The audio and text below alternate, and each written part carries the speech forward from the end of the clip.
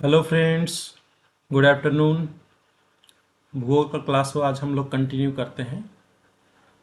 Busy होने के कारण मैं वीडियो जल्दी नहीं बना पा रहा हूँ, उसके लिए क्षमा चाहता हूँ। और जैसे ही समय मिलेगा कंटिन्यूस वीडियो इस चैनल पे आएंगे। तो हमने पिछले क्लास में ग्लोब को समझ लिया था। आज अब इस ग्लोब में हम लोग जो बहुत इम्पोर्टेंट जो चीज़ होती है, जैसे जो भूगोल में होता है ताप कटिबंध, इसके बारे में हम लोग देखेंगे। ताप कटिबंध क्या होता है। यहाँ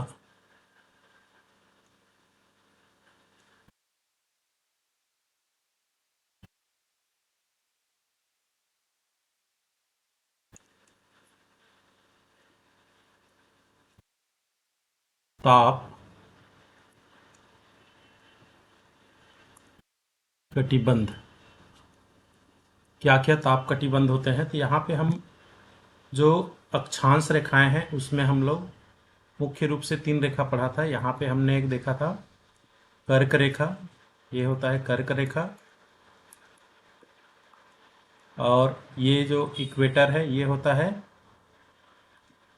भूमध्य रेखा। और इसके नीचे यहाँ पे हमने देखा था मकर रेखा। तो हमारी जो पृथ्वी है, पृथ्वी का मान लीजिए ये अक्ष है। तो इस अक्ष पे पृथ्वी जो है अपने अक्ष से 23.5 डिग्री क्या हुई है, झुकी हुई है। अपनी जो पृथ्वी है अपने अक्ष से 23.5 डिग्री झुकी हुई है, जिसके कारण ये जब सूर्य की परिक्रमा करता है तो अलग अलग स्थितियों में इसका झुकाव अलग अलग दिशा की ओर होता है, जिसके कारण सूर्य का जो प्रकाश होता है, सूर्य कभी इस स्थिति में होता है कर्क रेखा के पास, तो कभी भूमध्य रेखा के पास होता है, तो कभी मकर रेखा के पास होता है। ये जो है सूर्य है, समझ लीजिए।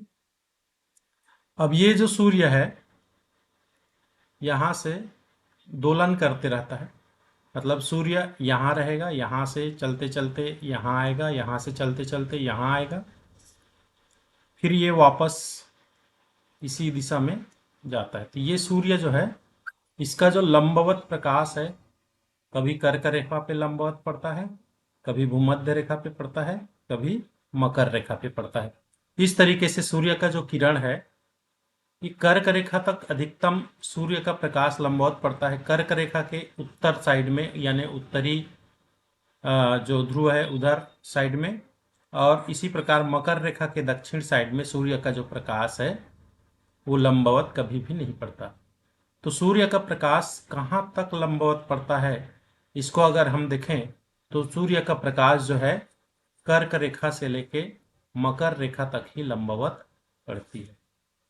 तो ये कर्क रेखा से लेके मकर रेखा तक का जो एरिया है, जो हमारे भूमध्य रेखा के 23.5 डिग्री उत्तर और 23.5 डिग्री दक्षिण की ओर पड़ेगा। ये 23.5 डिग्री उत्तर की ओर और 23.5 डिग्री दक्षिण की ओर। ये जो पूरा एरिया है, ये पूरा एरिया ऐसा एरिया है जिस पर सूर्य का प्रकाश जो है लंबवत पड़ता है।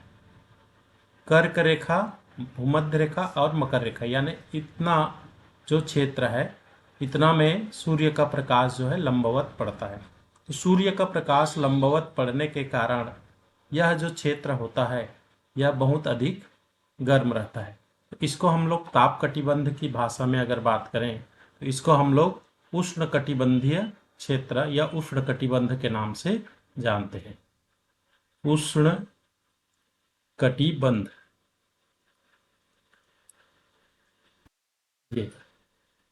ये पहला हमारा हो गया उष्ण कटिबंध। उष्ण कटिबंध का क्षेत्र कहाँ होगा, कर्क रेखा से लेके मकर रेखा तक का जो क्षेत्र होगा पृथ्वी में वो उष्ण कटिबंध क्षेत्र होगा। उष्ण मतलब होता है गर्म, इसको टॉरिड जोन बोलते हैं, अंग्रेजी में बोले तो टॉरिड जोन।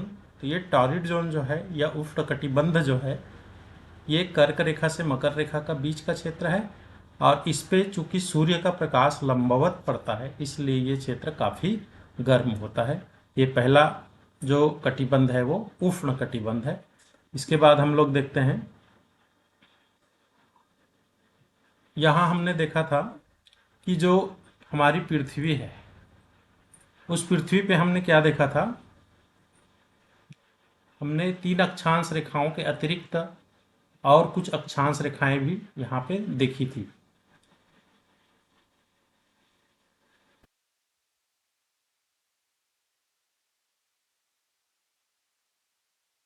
यहाँ पे हमको कर्क रेखा दिखाई दे रहा है।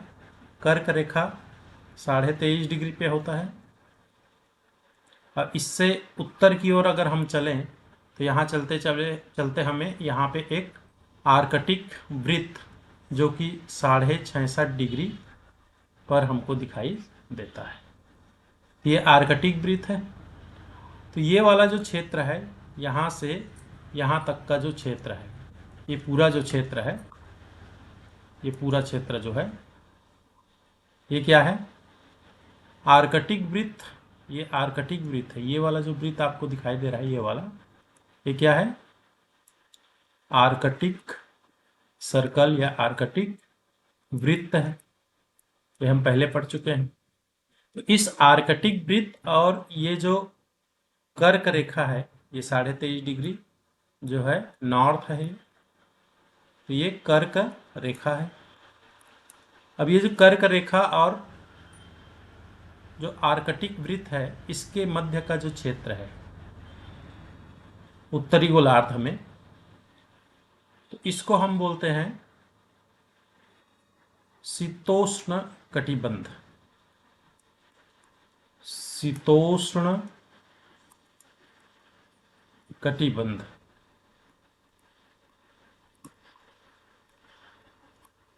तो शीतोष्ण कटिबंध है। शीतोष्ण में 2 शब्द जुड़ा हुआ है, एक शीत और उष्ण।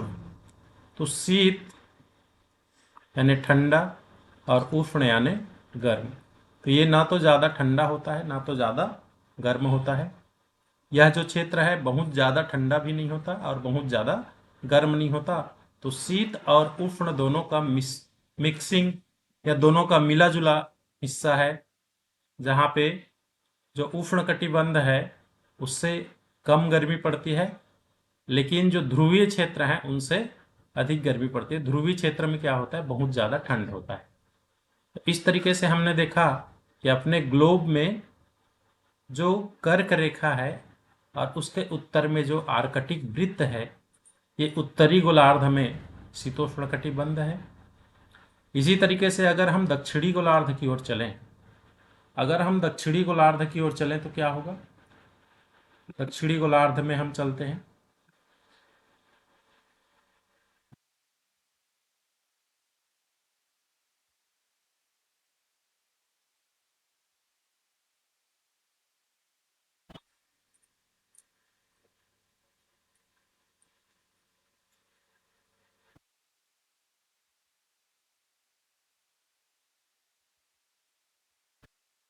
दक्षिणी गोलार्ध में हम जब चलते हैं तो यहाँ पे हमें अपना इक्वेटर दिखाई दे रहा है। इससे और दक्षिण की ओर चलते हैं हम, तो यहाँ पे आपको स्पष्ट दिखाई देगा, यहाँ पर क्या है, ये मकर रेखा है, मकर रेखा। अब हम दक्षिणी गोलार्ध में हैं। ये साउथ लिखा हुआ है, सब में एस लिखा है, मतलब साउथ है। दक्षिणी गोलार्ध में हम, दक्षिणी गोलार्ध में ये जो रेखा है आपको दिखाई दे रही पीली कलर की, ये क्या है, मकर रेखा है। और इसके नीचे अगर हम जाएं तो यहाँ पे क्या आपको दिखाई दे रहे हैं, आर्कटिक सर्कल या आर्कटिक, सॉरी, एंटार्कटिक सर्कल या अंटार्कटिक वृत्त, अंटार्कटिक वृत्त हमको यहाँ पे दिखाई दे रहे। तो मकर रेखा और अंटार्कटिक वृत्त के बीच का जो क्षेत्रफल होता है, ये पूरा जो क्षेत्र है, ये क्षेत्र दक्षिणी गोलार्ध का शीतोष्ण कटिबंध है। तो शीतोष्ण कटिबंध दोनों क्षेत्र में है, उत्तरी गोलार्ध में भी है और दक्षिणी गोलार्ध में भी है। तो ये शीतोष्ण कटिबंध हो गया। इस तरीके से याद रखेंगे। मकर रेखा और अंटार्कटिक वृत्त के बीच का जो क्षेत्र है वो शीतोष्ण कटिबंध है। यहाँ पर भी सूर्य का प्रकाश लंबवत नहीं पड़ता, जिसके कारण यहाँ कम गर्मी होती है। लेकिन ये जो क्षेत्र है नीचे का ध्रुवीय क्षेत्र, इस क्षेत्र में अधिक ठंड होती है इसकी अपेक्षा। ये जो बीच का क्षेत्र है, ये क्षेत्र क्या है, बीच का क्षेत्र, इसमें न ज़्यादा गर्मी है न ज़्यादा ठंडी, तो शीत और उष्ण दोनों का मिला जुला है, इसको शीतोष्ण कटिबंध हम लोग कहते हैं। आशा है आपको समझ में आया होगा। अब जो अंतिम कटिबंध है उसको हम लोग देखते हैं। तो अंतिम कटिबंध में क्या है, शीत कटिबंध आते हैं। अब ये शीत कटिबंध होते कहाँ पे हैं, तो दोनों ध्रुवों पर जो क्षेत्र होता है वो शीत कटिबंध के अंतर्गत आते हैं। अब यहाँ आपको क्लियर दिखाई देगा।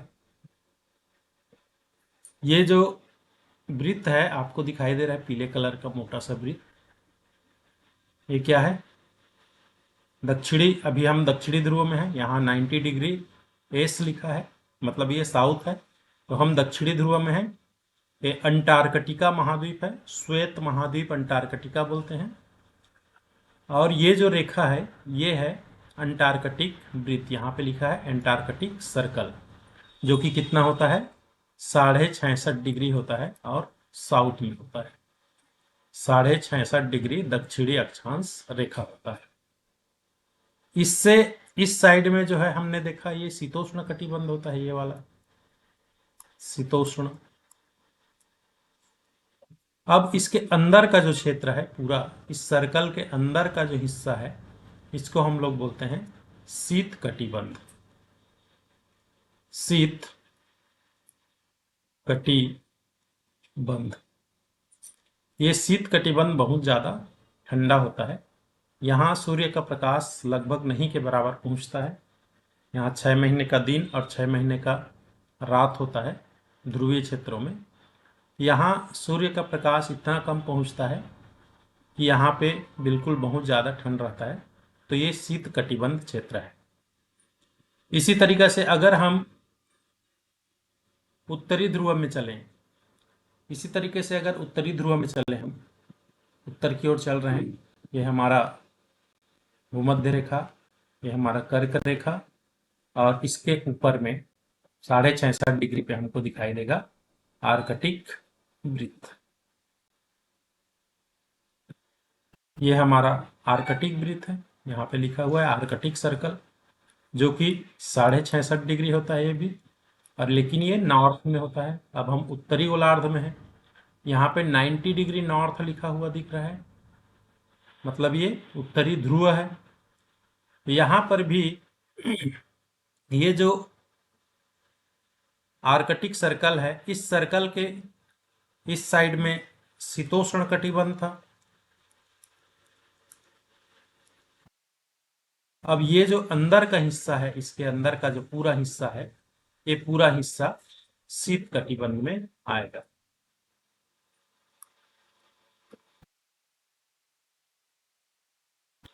इस तरीके से हमने समझा 3 कटिबंधों को, उष्ण कटिबंध, शीतोष्ण कटिबंध और शीत कटिबंध। इसको और क्लियर करने के लिए हम लोग एक चित्र बनाकर देखते हैं। तो ये ग्लोब को थोड़ा सा छोटा कर देते हैं।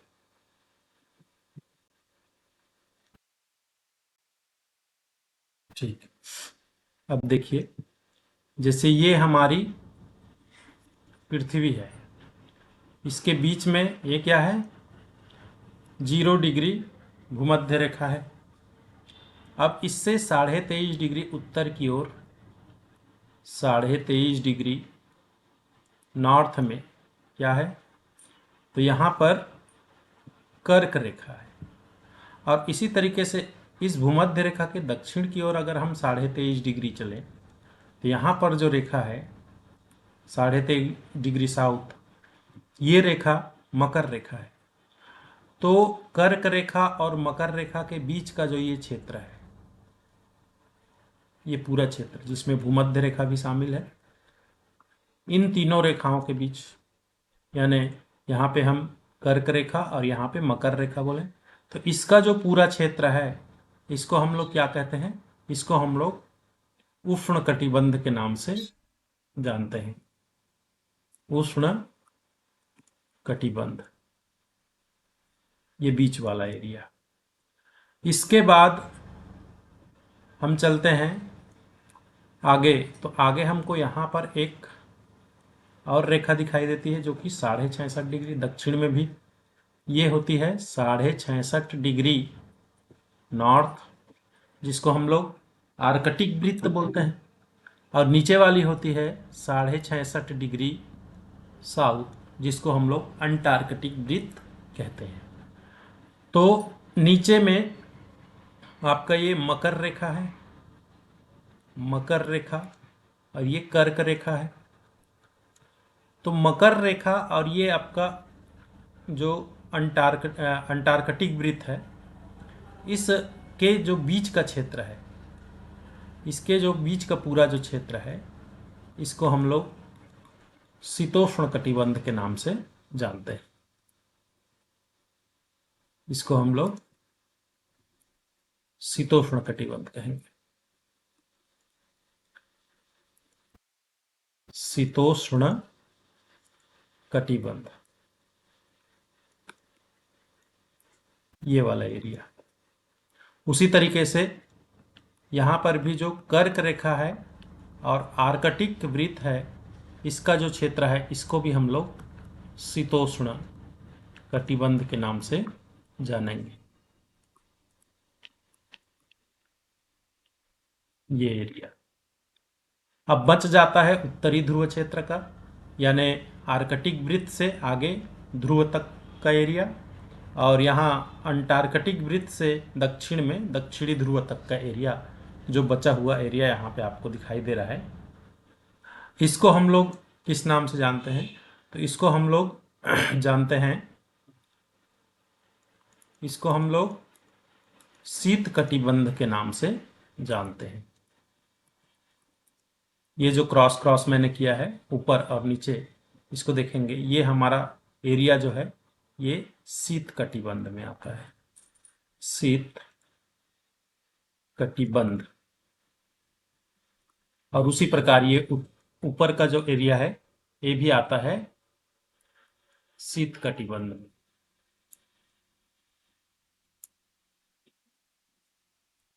तो हमने देखा यहाँ पे हमने 3 कटिबंध में बांटा है। बीच का जो है उसको उष्ण कटिबंध, और इस कर्क रेखा से लेके आर्कटिक वृत्त तक का जो क्षेत्र है इसको शीतोष्ण। उसी तरीके से नीचे दक्षिण अगर गोलार्ध में चले तो मकर रेखा से लेके अंटार्कटिक वृत्त तक का जो क्षेत्र है इसको शीतोष्ण कटिबंध बोलेंगे। और इस आर्कटिक वृत्त के उत्तरी ध्रुव के जाते तक, और उसी तरीके से दक्षिणी गोलार्ध में इस अंटार्कटिक वृत्त के दक्षिण में दक्षिणी ध्रुव के जाते तक का जो एरिया है उसको हम लोग शीत कटिबंध के नाम से जानते हैं। आशा है आपको ये जो कटिबंध है अच्छे से समझ में आ गया होगा। इसको हम लोग ताप कटिबंध के नाम से जानते हैं। इसका बहुत ही महत्व है। किसी भी देश की या किसी भी क्षेत्र की जो भौगोलिक परिस्थितियां हैं, तापक्रम है, उसको समझने में इसका बहुत महत्व है, अहम योगदान है। इसलिए इसको अच्छे से समझना आवश्यक है। चलते हैं आगे। अब हम अपने भारत के परिप्रेक्ष्य में इसको देख लेते हैं कि हमारा जो भारत है किस कटिबंध में आएगा। ये उत्तरी ध्रुव हमको दिखाई दे रहा है। हम चलते हैं भारत की ओर। हमारा इंडिया, कर्क रेखा जो है ठीक इंडिया के बीचों बीच गुजरती है।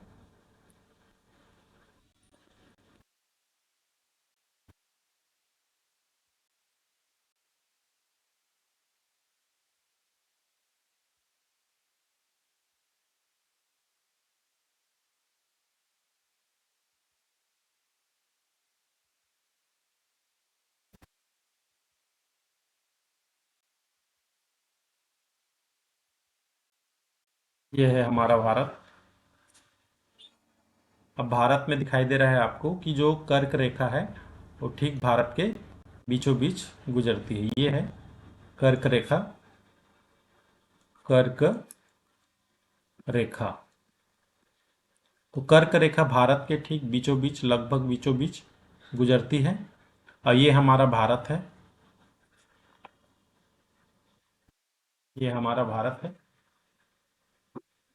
तो भारत का जो क्षेत्र है उसको अगर हम कटिबंध के हिसाब से देखें तो भारत, चूंकि ये इक्वेटर या भूमध्य रेखा है, ये रेखा भूमध्य रेखा है। और मैं बताया कि कर्क रेखा से मकर रेखा, मकर रेखा किधर होगा, इधर होगा, भूमध्य रेखा से और नीचे दक्षिण की ओर। तो कर्क रेखा के जो दक्षिण वाला एरिया है, ये जो पूरा एरिया है भारत का, यहां से लेकर के यहां तक का जो भारत का एरिया है, आधा हिस्सा जो दक्षिणी हिस्सा है, ये हमारा उष्ण कटिबंध में आता है, उष्ण कटिबंध का क्षेत्र में आता है। उसी तरीके से अगर हम इसका जो ऊपरी हिस्सा है, ऊपरी आधा भाग जो है भारत का, इसकी बात अगर हम करें, ये कर्क रेखा के ऊपर उत्तर की ओर 66.5 डिग्री आर्कटिक वृत्त तक जाने तक जो क्षेत्र है, इसको हम लोग क्या बोलते हैं, शीतोष्ण कटिबंध बोलते हैं, शीतोष्ण कटिबंध। तो ये जो हमारा भारत का ऊपरी जो हिस्सा है या उत्तरी जो हिस्सा है, ये इसी कटिबंध में आता है। इस तरीके से भारत जो है दो कटिबंधों के बीच विभाजित है, शीतोष्ण कटिबंध और उष्ण कटिबंध। इस तरीके से भारत में दोनों प्रकार की जलवायु पाई जाती है। ये हमने जलवायु या ताप कटिबंध के हिसाब से भारत को समझा। अब भारत की जो भूगोल है उसको समझने से पहले विश्व भूगोल के बारे में अभी हम लोग समझ रहे हैं, साथ ही साथ भारत के परिप्रेक्ष्य में भी उसको हम लोग देखते जा रहे हैं। तो पहले विश्व भूगोल की जो बहुत ज़्यादा इम्पॉर्टेंट चीज़ें हैं उनको समझ लेते हैं, उसके बाद हम भारत का जो भूगोल है उसको डीपली पढ़ेंगे। यहाँ पे हमने देखा कि भारत में दो कटिबंध होते हैं, क्योंकि भारत के बीचों बीच कर्क रेखा गुजरती है। तो कर्क रेखा के उत्तर में जो हिस्सा आता है वो शीतोष्ण कटिबंध में है और नीचे वाला जो हिस्सा आता है वो उष्ण कटिबंध के अंतर्गत आता है।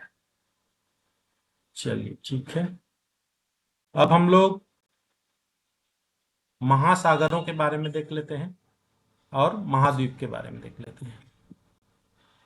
पृथ्वी पर कितने महासागर हैं, कितने महाद्वीप हैं, उनको थोड़ा सा पहचान कर लेते हैं।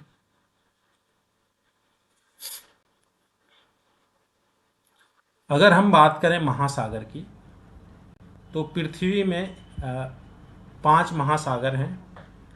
पृथ्वी का जो पूरा हिस्सा है उसका 71% हिस्सा महासागर है, जल से घिरा हुआ है, यानी 71% हिस्सा महासागर से घिरा हुआ है।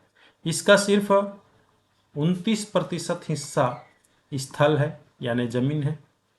अब ये स्थल क्या है, महाद्वीप के रूप में बटे हुए हैं।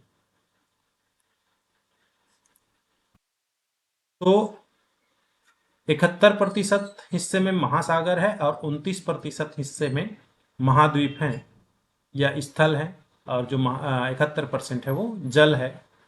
तो इन जो 71% हिस्सा है जिसमें महासागर है, उसमें इसको महासागर को समुद्र भी कहते हैं। तो आपने गाना सुना होगा, 7 समुद्र पार मैं तेरे पीछे पीछे आ गई। तो 7 समुद्र हैं। इसमें एक्चुअल में ये 5 होते हैं, लेकिन इसमें से जो 2 बड़े महासागर हैं उनको दो दो भाग में बांट दिया गया है, तो उससे 2 और बढ़ जाते हैं। इस तरीके से 7 हो जाते हैं, 7 समुद्र। इनको हम आज पहचानेंगे, अब इनका नाम एक एक करके हम लोग समझेंगे। देखिए, सबसे पहले ये जो पृथ्वी है इसमें हम चले जाते हैं अमेरिका। ये आपको अमेरिका दिखाई दे रहा होगा। अमेरिका के पश्चिमी भाग में ये आपका अमेरिका है। उत्तरी अमेरिका और दक्षिणी, ये आपका नॉर्थ अमेरिका है, नॉर्थ अमेरिका, और ये क्या है, साउथ अमेरिका है, दक्षिण उत्तरी अमेरिका और दक्षिणी अमेरिका। तो इन दोनों महाद्वीपों के पश्चिम भाग में, यानी ये महाद्वीप इस तरीके से फैला हुआ है, तो इसके पश्चिम भाग यानी इधर क्षेत्र में ये जो समुद्र आपको दिखाई दे रहा है, नीला नीला हिस्सा दिख रहा है, वो समुद्र होता है। इस समुद्र को क्या बोलते हैं हम लोग, तो इस समुद्र को कहा जाता है प्रशांत महासागर, जो कि पृथ्वी में सबसे बड़ा महासागर है, प्रशांत महासागर। ये जो महासागर आपको दिखाई दे रहा है, ये महासागर होता है प्रशांत महासागर। पैसिफिक ओशियन इसको बोला जाता है, पैसिफिक ओशियन, प्रशांत महासागर, जो दुनिया का सबसे बड़ा महासागर है। अब ये कहाँ पर है इसकी स्थिति, तो आप याद रखेंगे जो अमेरिका है उसके पश्चिमी क्षेत्र में। अब इस महासागर को हम ग्लोब को थोड़ा घुमा के देखें, ये कहाँ तक फैला हुआ है। इधर अगर चलते जाएं हम पश्चिम दिशा की ओर, ये आपको नीचे ऑस्ट्रेलिया दिखाई दे रहा है, और इस दिशा में आपको जापान चीन का हिस्सा दिखाई दे रहा है। ये आपका चीन का हिस्सा और ये आपका ऑस्ट्रेलिया, और यहाँ पे अन्य जो द्वीपीय देश हैं वो सब हैं। तो यहाँ इनके पूर्व से लेकर के अमेरिका के पश्चिम तक ये पूरा फैला हुआ है। इसको हम लोग प्रशांत महासागर के नाम से जानते हैं, और ये महासागर सबसे बड़ा महासागर होता है। अब इस महासागर को दो हिस्से में बांट करके स्टडी किया जाता है। इसका जो इस महासागर का लगभग आधा ग्लोब देखिए इसमें ढका हुआ है इसके द्वारा, ये बहुत बड़ा महासागर है। इसका जो उत्तरी हिस्सा है, ये जो इक्वेटर है, भूमध्य रेखा, भूमध्य रेखा के उत्तर साइड में इस जो महासागर का पूरा एरिया है, इसको हम लोग उत्तरी प्रशांत महासागर के नाम से जानते हैं, उत्तरी प्रशांत महासागर या नॉर्थ पैसिफिक ओशियन। उसी प्रकार ये जो इक्वेटर है, भूमध्य रेखा, उसके जो दक्षिण क्षेत्र में ये पूरा जो एरिया में महासागर फैला है, इसको हम लोग दक्षिणी प्रशांत महासागर के नाम से जानते हैं। इसको हम लोग दक्षिणी प्रशांत महासागर के नाम से जानते हैं। इस तरीके से महासागर एक ही है, प्रशांत महासागर, लेकिन उसको हम दो हिस्सों में बांट दिए। अपना जो इक्वेटर है उसके उत्तर में जो हिस्सा है, भूमध्य रेखा के उत्तर में जो हिस्सा है, उसको उत्तरी प्रशांत महासागर, और भूमध्य रेखा के नीचे जो हिस्सा है उसको दक्षिणी प्रशांत महासागर के नाम से हम लोग जानते हैं। चलते हैं आगे।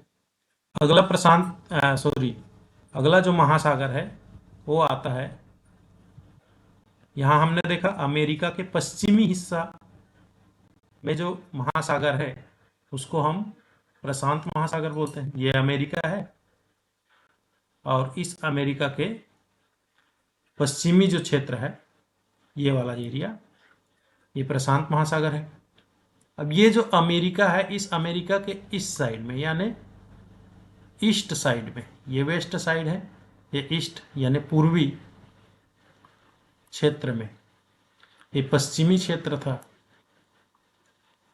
तो पश्चिम अमेरिका जो महाद्वीप है, उत्तरी अमेरिका और दक्षिणी अमेरिका, उसके पश्चिमी क्षेत्र में प्रशांत महासागर था, और इसके पूर्वी क्षेत्र में जो महासागर आपको दिखाई देगा ये होता है अटलांटिक महासागर। इसको देख लेते हैं। इसकी जो आकृति है लगभग जो अंग्रेजी का अल्फाबेट होता है एस, उसी के आकृति में आपको दिखाई देगी।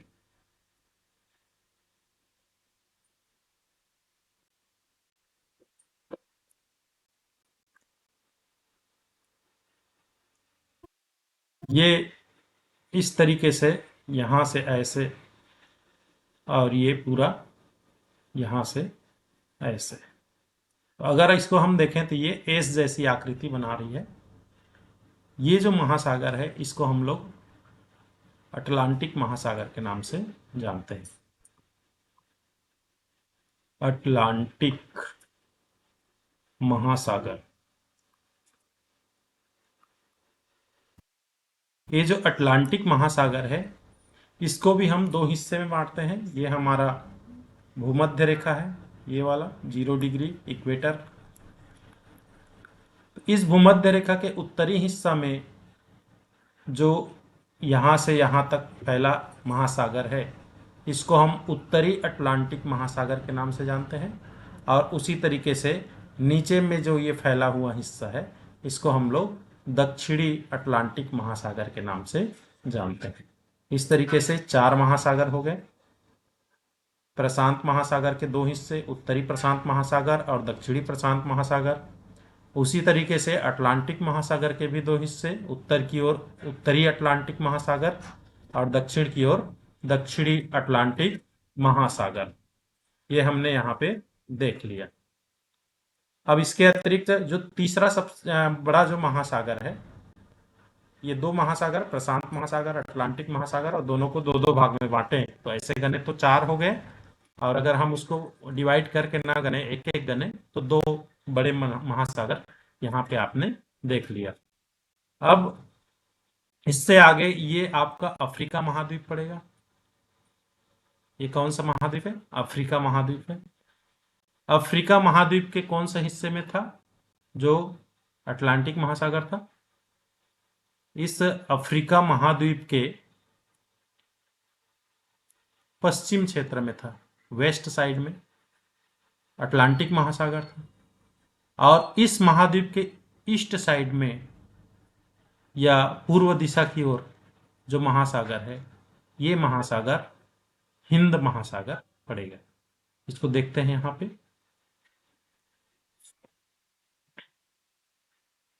ये पूरा महासागर यहाँ पे आपको दिखाई दे रहा है। इसका विस्तार जो है पश्चिम दिशा में बोले तो ये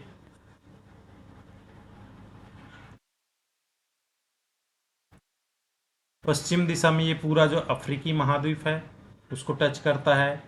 उत्तर दिशा में देखें तो हमारा जो भारत है, जो एशिया महाद्वीप के अंतर्गत आता है, इसको टच करता है। और अगर हम इसके पूर्वी दिशा में देखें तो इधर ये ऑस्ट्रेलिया है, ऑस्ट्रेलिया को टच करता है। इनके बीच में ये पूरा जो महासागर है इसको हम लोग हिंद महासागर के नाम से जानते हैं। ये एकमात्र ऐसा महासागर है जिसको किसी देश के नाम पर रखा गया है। यहाँ पे हमारा भारत है, हमारा भारत को हिंदुस्तान भी कहते हैं, तो हिंदुस्तान के नाम से इसको हिंद महासागर के नाम से जाना जाता है। तो भारत के दक्षिणी क्षेत्र में ये हिंद महासागर पूरा फैला हुआ है। इस तरीके से हमारे पास हमने देख लिया 3 बड़े महासागर देख लिया, प्रशांत महासागर। अब ये इसके जो इधर साइड आपको दिखाई दे रहा है, ये वाला जो क्षेत्र है ये प्रशांत का हिस्सा है। इसको और रोटेट करेंगे, घुमाएंगे तो हमको पूरा दिखाई देगा। तो प्रशांत जो है इधर और अमेरिका के पश्चिमी क्षेत्र तक फैला हुआ है। अमेरिकी जो महाद्वीप हैं उनके पश्चिमी किनारे, और इधर जो अपना एशिया महाद्वीप है और ये ऑस्ट्रेलिया महाद्वीप है उसके पूर्वी किनारे तक फैला हुआ है प्रशांत महासागर। और जो हिंद महासागर है वो ऑस्ट्रेलिया महाद्वीप के पश्चिम में, और ये जो अफ्रीका महाद्वीप है उसके पूर्व में, और भारतीय महाद्वीप या एशिया महाद्वीप भारतीय उपमहाद्वीप के दक्षिण में, ये एशिया महाद्वीप में ही भारतीय उपमहाद्वीप है, इसके दक्षिण में ये हिंद महासागर फैला हुआ है। ये हमने 3 बड़े महासागर देखे और उसमें प्रशांत और अटलांटिक महासागर को 2-2 हिस्से में हमने बांटा। तो इस तरीके से 5 महासागर हमने अभी तक देख लिए। अब बच गए 2 और बड़े महासागर, इसको हम देखते हैं। तो इसमें हम जो उत्तरी गोलार्ध है, सॉरी, उत्तरी जो ध्रुव है उस क्षेत्र में और दक्षिणी जो ध्रुव है उस क्षेत्र में आपको जो महासागर दिखाई देगा उसको हम लोग देखेंगे यहाँ पे। ये जो आर्कटिक सर्कल है, आर्कटिक वृत्त, यहाँ पर ये जो पीला कलर का मोटा सा दिख रहा है आर्कटिक वृत्त है। इसके अंदर ये जो नीला रंग का एरिया आपको दिखाई दे रहा है, ये एरिया पूरा पानी से ढका हुआ है और ये उत्तरी ध्रुव में है। इसको हम लोग आर्कटिक महासागर के नाम से जानते हैं। आर्कटिक महासागर,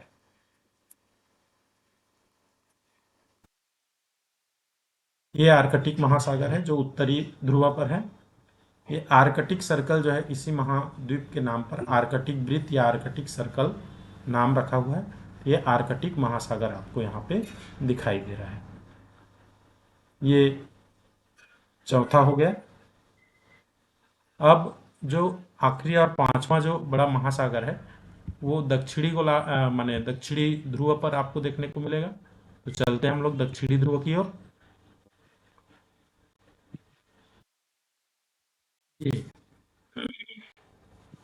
जो इसका आसपास का क्षेत्र है, यहाँ पे हमको जो महाद्वीप दिखाई दे रहा है इसको हम लोग अंटार्कटिका महाद्वीप के नाम से जानते हैं। और इस महाद्वीप के आसपास के क्षेत्र में जो महासागर है इसको हम लोग दक्षिणी महासागर के नाम से जानते हैं।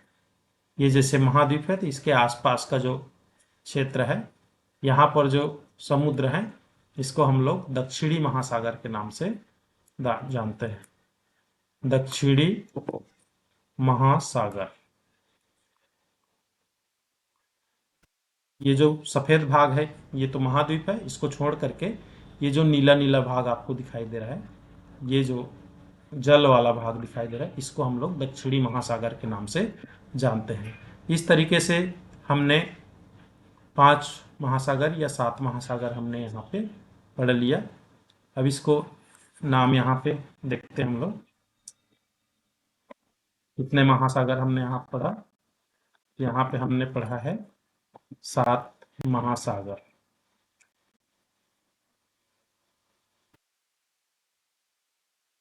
एक हमने पढ़ा सबसे बड़ा जो है वो होता है प्रशांत महासागर।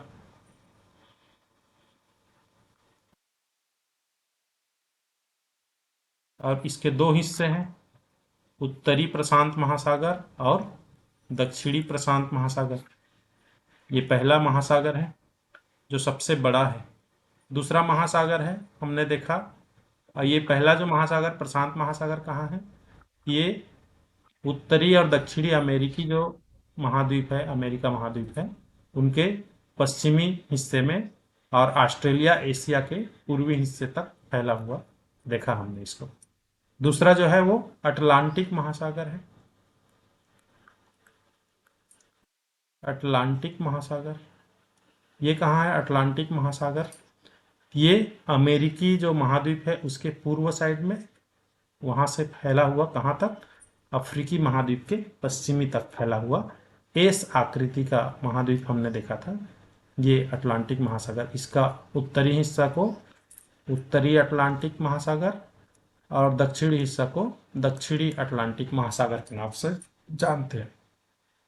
तीसरा जो महाद्वीप हमने देखा भारत के नीचे, जिसको हिंद महासागर के नाम से जानते हैं। और चौथा उत्तरी जो ध्रुव है उसमें अटलांटिक महासागर।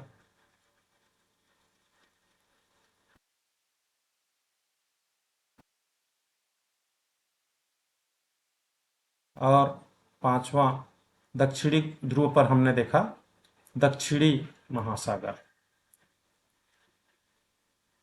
दक्षिणी महासागर इनके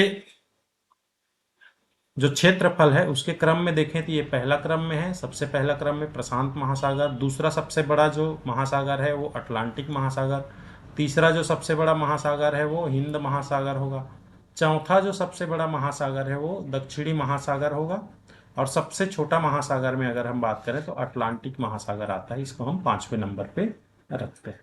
इस तरीके से ये क्रम है इनका। तो ये 5 महासागर, इनका विस्तार का क्रम हमने देख लिया। और चूंकि प्रशांत महासागर को 2 हिस्से में बांटते हैं हम लोग, और उसी तरीके से अटलांटिक महासागर को भी 2 हिस्से में बांटते हैं, तो इसको अगर 2-2 हिस्से में बांट कर पढ़ें तो कुल महासागर 7 हो जाते हैं। अगर हम इनको एक एक काउंट करें तो वहाँ पे 5 महासागर हो जाते हैं। इसी को 7 समुद्र बोलते हैं। तो आशा है आपको ये जो महासागर है वो अच्छे से समझ में आ जाएंगे।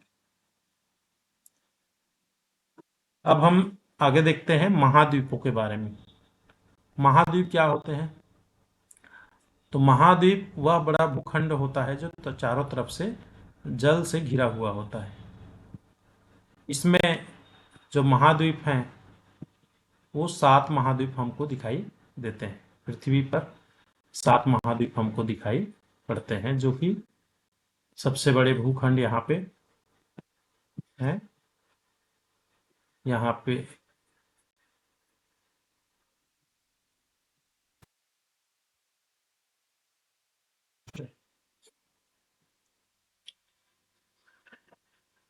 ये जो भूखंड यहाँ पे आपको दिखाई दे रहा है, ये जो पूरा भूखंड है जो बड़ा सा, ये हमारा एशिया है। इसको एशिया के नाम से जानते हैं। और इसके यहाँ पर ये लगभग यहाँ तक है एशिया। इसके इस साइड में यूरोप है। एशिया, यहाँ पे यूराल माउंटेन्स रहते हैं, यहाँ से यूरोप इधर और इधर एशिया। तो एशिया और यूरोप 2 महाद्वीप यहाँ पे आपको दिखाई दे रहे हैं। और इन्हीं दोनों को मिला करके एक होता है यूरोप और दूसरा होता है एशिया। इन दोनों को मिला करके एक साथ अगर बोलें तो यूरेशिया के नाम से जाना जाता है। ये महाद्वीप है यूरेशिया। इसमें जो एशिया महाद्वीप है, ये एशिया महाद्वीप सबसे बड़ा महाद्वीप, ये सबसे बड़ा महाद्वीप है। एशिया जो महाद्वीप है ये सबसे बड़ा महाद्वीप है, जिसमें अपना भारत है। तो अपना भारत कौन से महाद्वीप में पड़ता है? तो अपना भारत जो है एशिया महाद्वीप में पड़ता है। अब एशिया का जो दक्षिणी हिस्सा है, जिसमें ये अफगानिस्तान, पाकिस्तान, भारत, तिब्बत, ये सब जो मिला करके इसको क्या बोलते हैं? इसको भारतीय उपमहाद्वीप के नाम से भी जाना जाता है। तो ये भारतीय उपमहाद्वीप एशिया का ही हिस्सा है। तो अगर महाद्वीप की बात करें तो हम एशिया महाद्वीप में आते हैं। तो एक महाद्वीप हमने देखा सबसे पहले एशिया।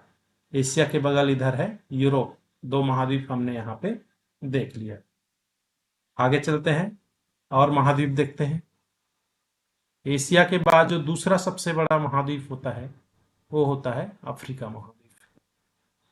एशिया महाद्वीप के पश्चिमी क्षेत्र की ओर।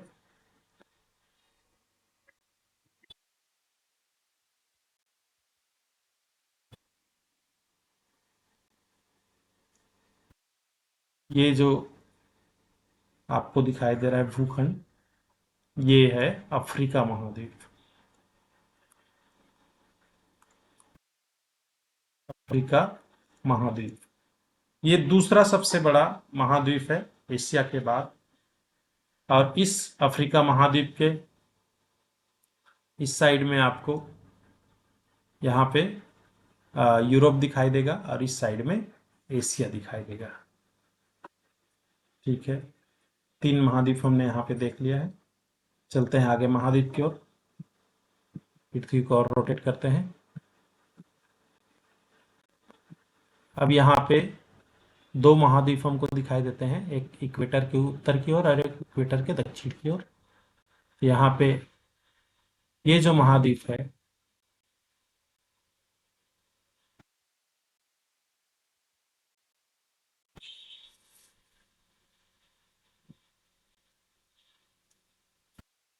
ये है उत्तरी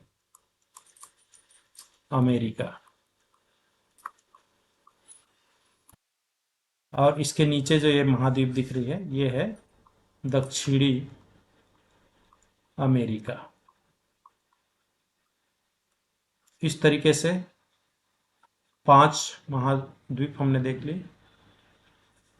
अगला महाद्वीप हम लोग चलते हैं। अगला महाद्वीप कहाँ पर है? तो अगला महाद्वीप हम दक्षिण की ओर चलते हैं।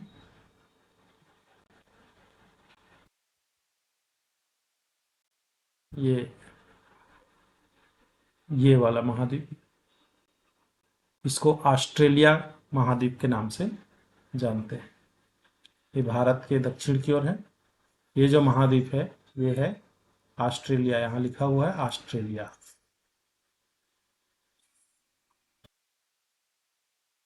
ये ऑस्ट्रेलिया महाद्वीप है। 6 हो गए। अब अंतिम जो महाद्वीप है वो हम देखते हैं, वो है एकदम दक्षिणी ध्रुव में जाते हैं। ये जो सफ़ेद बर्फ से ढका हुआ जमीन हिस्सा हमको दिखाई दे रहा है दक्षिणी ध्रुव में, ये होता है अंटार्कटिका महाद्वीप। इसको हम लोग बोलते हैं अंटार्कटिका या अंटार्कटिक महाद्वीप। ये है अंटार्कटिक महाद्वीप। इस तरीके से 7 महाद्वीप हमने पहचान कर लिए हैं ग्लोब में। अब ये जो 7 महाद्वीप हैं, इन 7 महाद्वीपों को अगर हम इनके क्षेत्रफल के क्रम में अगर बात करें कि सबसे बड़ा कौन है, सबसे छोटा कौन है, तो आपको ध्यान देना है सबसे बड़ा जो महाद्वीप है, ये सबसे पहला जो मैं बताया एशिया, एशिया महाद्वीप सबसे बड़ा होता है। पहला जो महाद्वीप होता है जो सबसे बड़ा होता है वो होता है एशिया, और इसी में हमारा भारत आता है। एशिया के बाद दूसरा जो सबसे बड़ा महाद्वीप है वो आता है अफ्रीका। तीसरे नंबर पे जो आता है वो आता है उत्तरी अमेरिका। और चौथे नंबर पे आता है दक्षिणी अमेरिका। 5वें नंबर पे जो महाद्वीप आता है वो आता है अंटार्कटिका।